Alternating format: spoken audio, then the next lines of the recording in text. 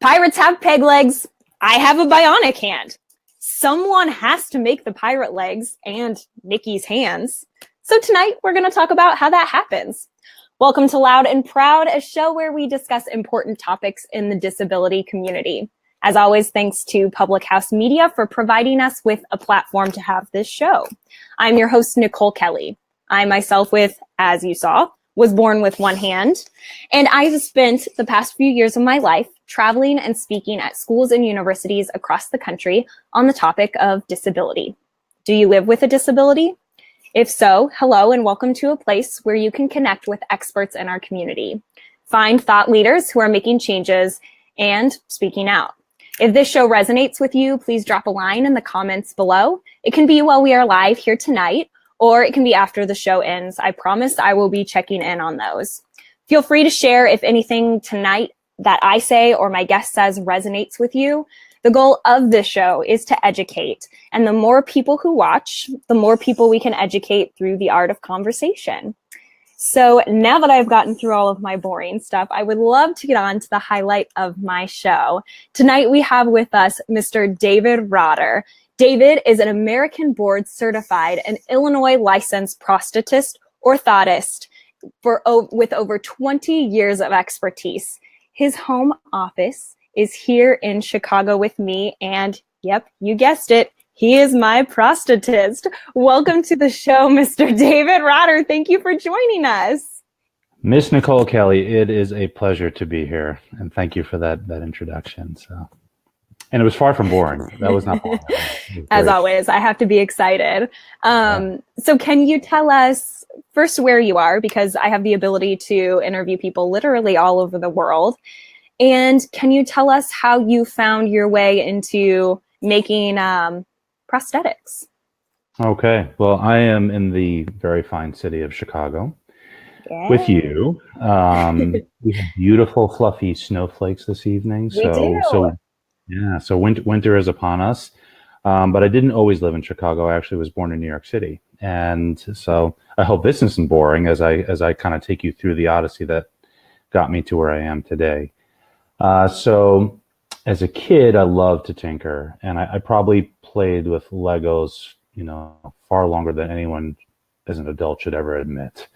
But I love to build stuff. Yeah. And, just kind of dreamed of being an inventor. And then we all grow up, and then you realize, there's probably not too many jobs in the paper, for inventors. In those days, there were papers,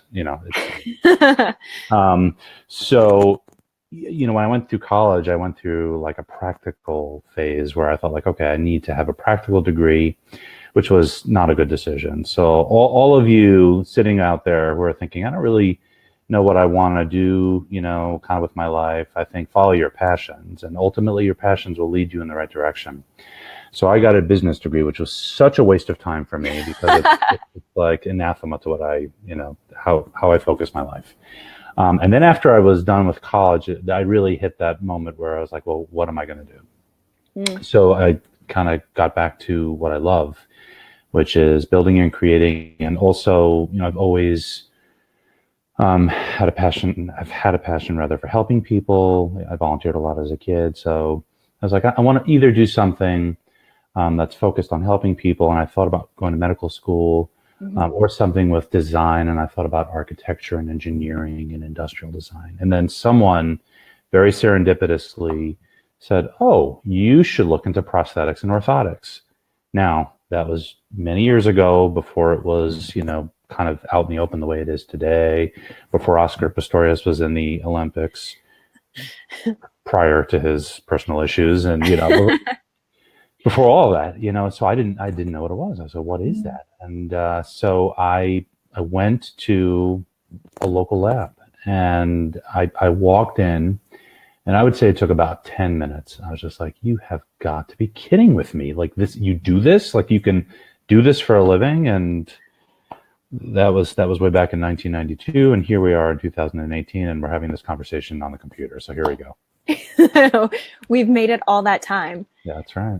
So 20 years of time. Tell me, what has been the biggest change that you have seen in prosthetics? over that 20-year time period. Yeah, so it's actually more than that.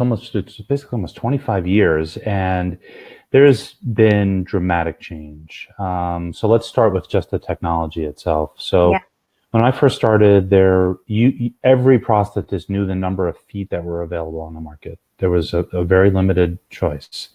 Now you're hard pressed to remember every name and every permutation of every foot that's available because there's so much choice.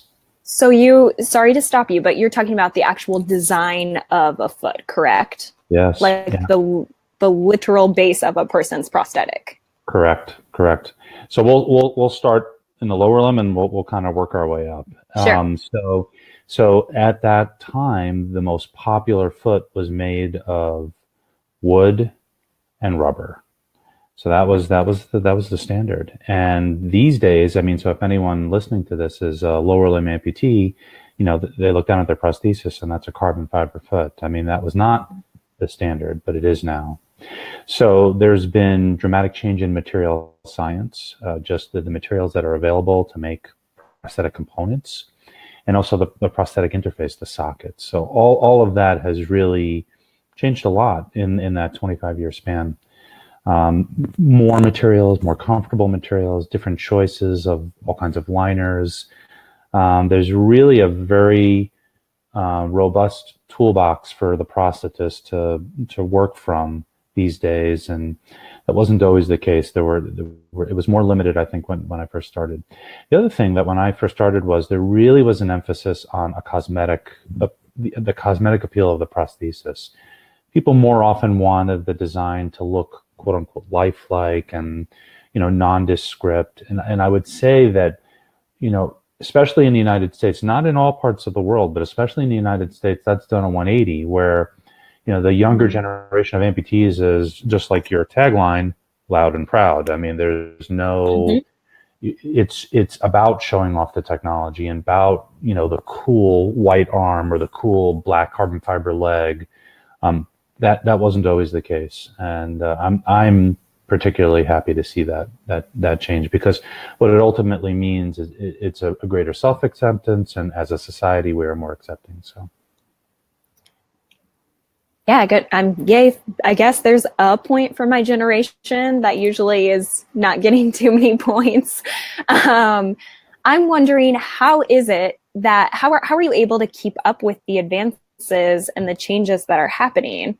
That's where, who are you connecting with? Where are you finding the time? How do you stay up to date and relevant with what's going on? yeah, that's a great question. So in any profession, you're always going to have continuing education classes and conferences, and that's really where all that knowledge is exchanged. And then it's, Nicole, how would you like to try this hand? I mean, that's the next step, where you have the product introduction, and then you have the real work, which is putting it to practical use.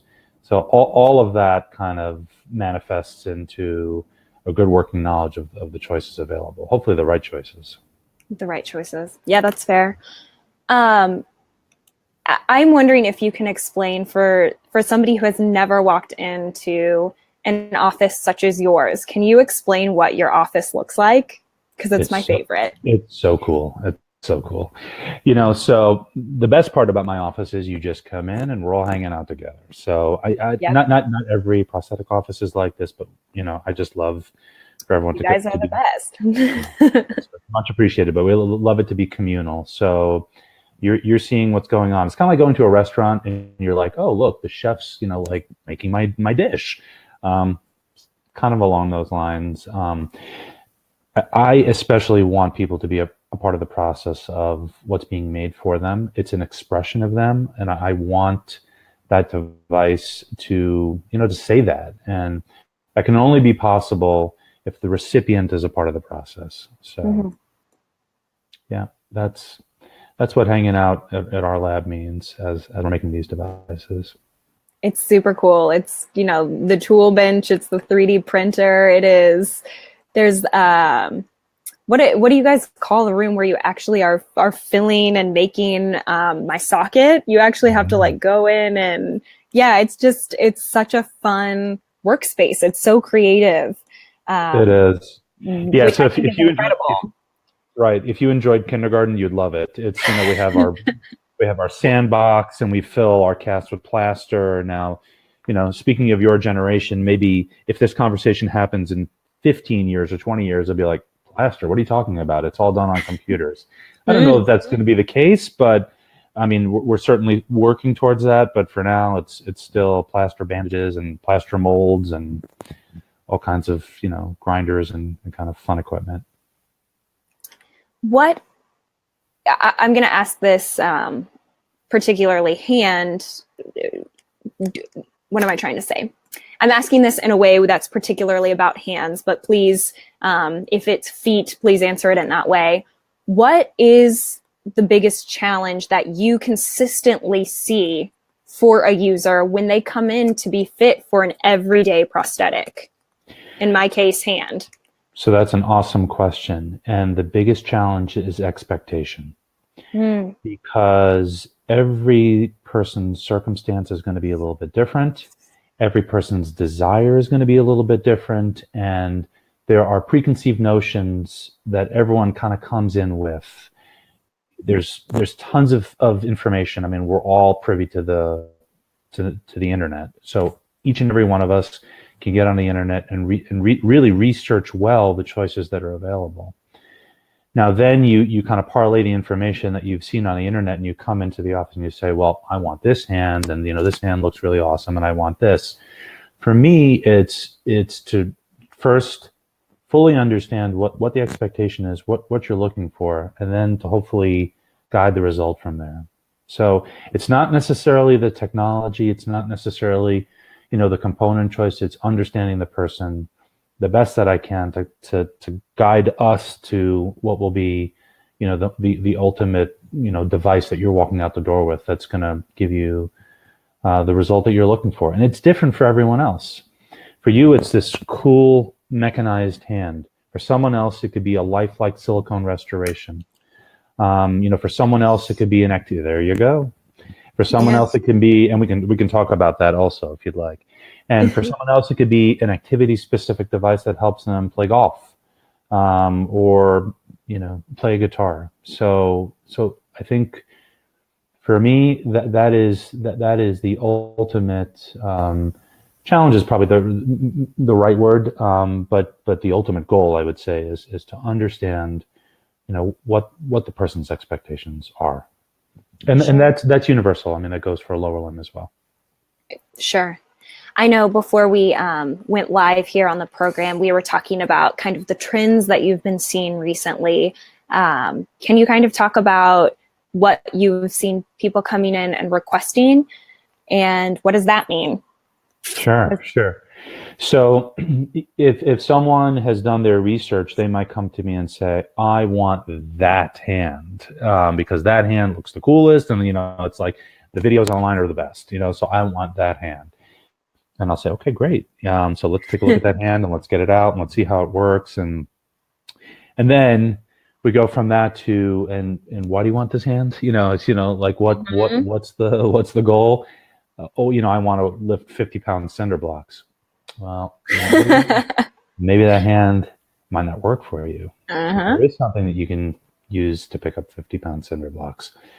So, I think I hopefully am answering the question. I think that kind of is the modus operandi when someone comes in and says, I want this. I just want to make sure that their goals are aligned with what they've seen online. They're actually seeing. Sure.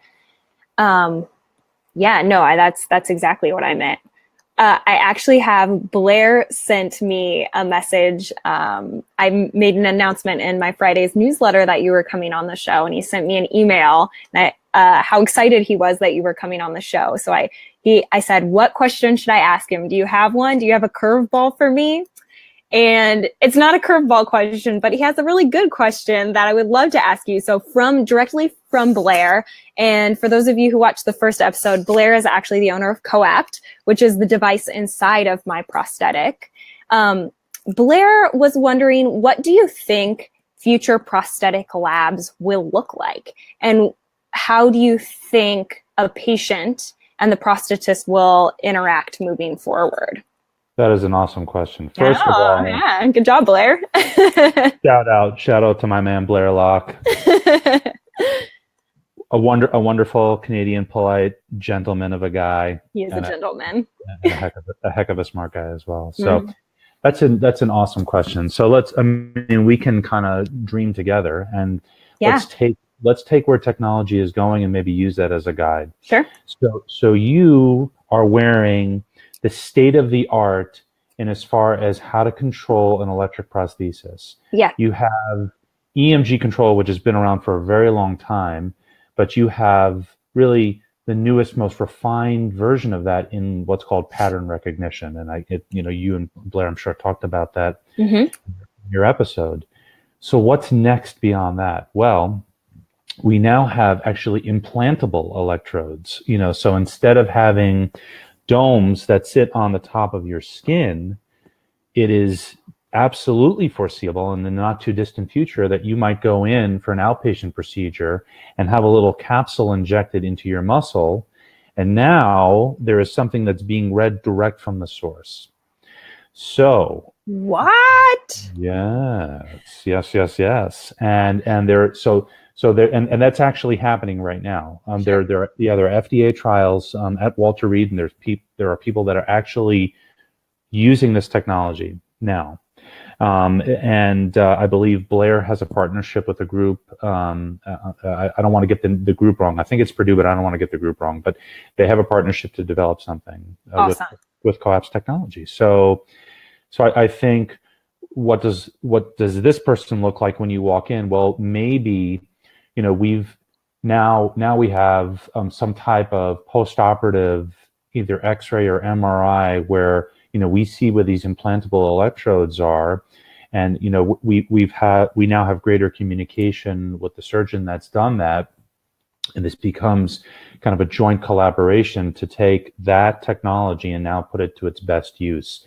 I think there's definitely going to be more collaboration and conversation with the makers of these devices. So the Blairs of the world, and Frank, you're listening, the Franks of the world, there's going to be more interaction, because as this technology becomes more robust and complex, there's going to be a need to make sure that the developers of this technology work hand in hand with the appliers of this technology so that it's used to its best use, so to its greatest fruition. So then can I take a step backwards and ask, what does it look like now? Is it right now the product is brought to you and is there collaboration that we see right now? Absolutely. And especially, so upper limb technology is a small niche within a niche. It's, people think, prosthetics, it's this massive industry. It's a tiny industry. Yep. And once you get into the, even more specialized realm of upper limb prosthetics that are mechanized with, with control systems, it gets even smaller. So I absolutely rely on the Blairs and Franks and that whole group of developers to guide me. Absolutely. That's so important. So if I have a question, that's the first thing I'll do, because I want to make certain that we're applying the technology to its best effect, most appropriately. And I only see that collaboration increasing with time. It used to be that you did a course in myoelectrics, and if you did enough of it, you had a pretty good understanding of what to do. And every manufacturer has kind of their go-to person where you give them a call if you have a question. Sure. I think that go-to person will be increasingly critical as time goes on. As time goes on, my pipe dream would someday to be able to figure out how I can feel with what I'm actually touching. And I don't know how far we are from that, but that. So let's talk about that. Okay. Tell me. Yes. Yeah, that is another technology that's being worked on. So there's a lot of approaches that are being taken towards kind of getting to the Luke Skywalker dream, right? So for any of us sci-fi fans that remember that scene in Star Wars, it's perfect that we're talking this week, because that movie comes out on Thursday night.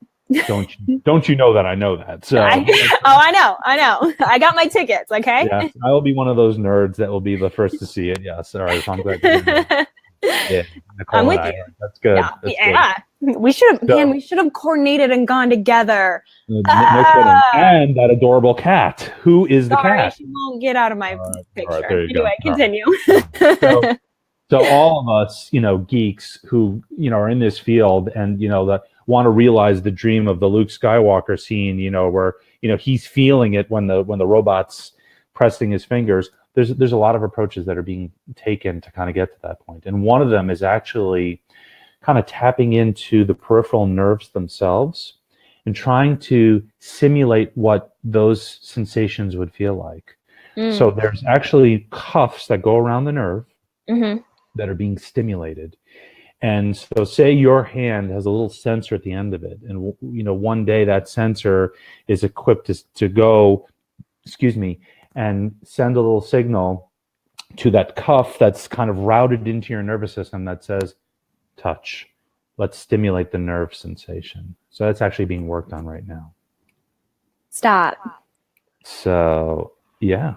So there is a guy actually. So I can think of a few people around the world now that are actually wearing this type of technology where, these are people that have had these implants and they're kind of the test pilots for this technology. So there actually are people that say, okay, all right, when you stimulated me this time, I felt pins and needles. So not to get too complex or intricate in the technology, but what they're trying to do right now is to modulate that sensation, modulate the electricity to say it's no longer a pins and needles sensation. Now it's almost like I feel touched, or it's almost like I feel heat or cold.